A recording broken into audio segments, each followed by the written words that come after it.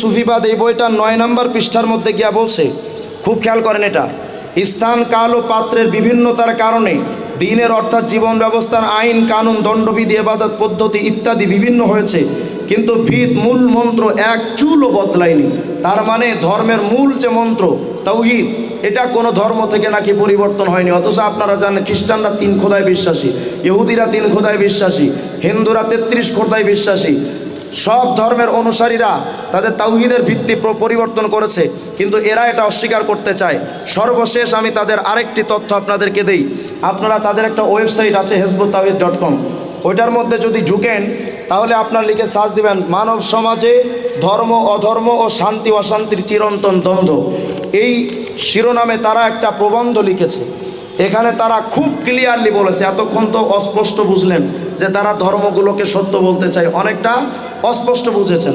তারা তাদের ওয়েবসাইটের মধ্যে কি লিখছে খুব ক্লিয়ারভাবে, মানব সমাজে একটি ধারণা ব্যাপকভাবে প্রচলিত আছে যে পৃথিবীতে এতগুলো ধর্মের মধ্যে মাত্র একটি ধর্ম সত্য হতে পারে, অন্য সকল ধর্ম মিথ্যা এবং ওই সত্য ধর্মই কেবল মানুষকে মুক্তি দিতে সক্ষম।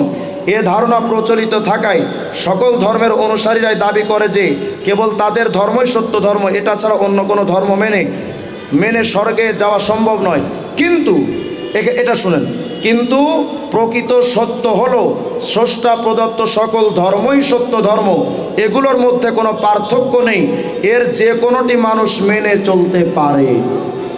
তাহলে এখন আপনি আমাকে বলেন, যেই আল্লাহ পাক রব্বুল আলামিন কোরআনে কারীমের মধ্যে বলেছেন ওয়ামাই ইয়াবতাগি গায়রাল ইসলামি দীনান ফালা ইউকবালা মিনহু, যে ইসলাম ছাড়া অন্য কিছু গ্রহণ করলে তার কবুল করা হবে না, ওয়া হুয়া ফিল আখিরাতি মিনাল খাসিরিন, সে কিয়ামতে জাহান্নামী হবে। নবীজি বলেন আল্লাযী নাফসু মুহাম্মাদিন বিয়াদিহি লাউ আসবা ফিকুম মূসা সুম্মা ইত্তাবাতুমুহু ওয়া তারাকতুমুনি লা যালালতুম আনতুম হাদ্দি মিনাল উমাম ওয়া আনা হাদ্দুকুম মিনান নাবিয়্যিন। নবীজি বলেছেন এই জামানায় আমার সময় যদি মূসাও জীবন্ত থাকতো আর তাকেও যদি আমি নবী মুহাম্মদকে বাদ দিয়ে তাকে তোমরা মানতে, তো পথভ্রষ্ট হয়ে যেতে। সুতরাং আপনারা আমার সাথে একটা সহমত যদি পোষণ করেন, যদি কোরআন হাদিস আপনাদের কাছে ক্লিয়ার থাকে, বলেন তো নবীজি আসার পর ইসলাম ব্যতীত আর কোনো ধর্ম পালন করার সুযোগ আছে?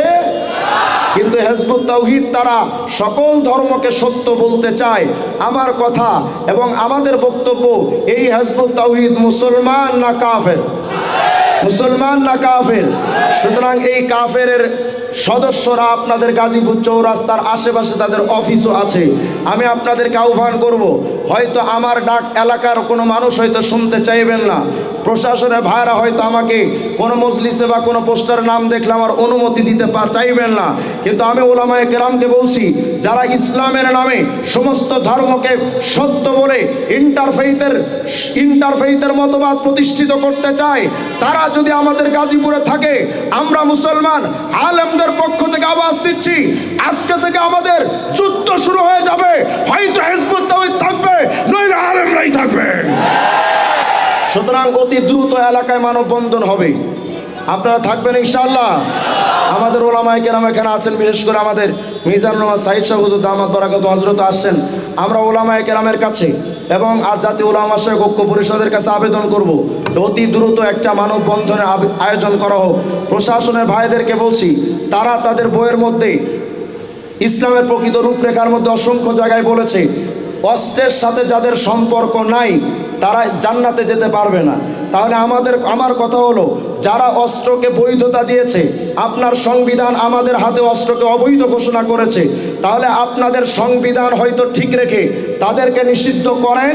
আর যদি আপনারা বলেন যে না, তারা যেটা বক্তব্য বলেছে সঠিক, তাহলে আমাদেরকে অস্ত্র নেওয়ার হাতে সুযোগ দেন, এরপরে দেখা যাবে খেলা কারে কয়। আল্লাহ তাআলা আমাদের সকলকে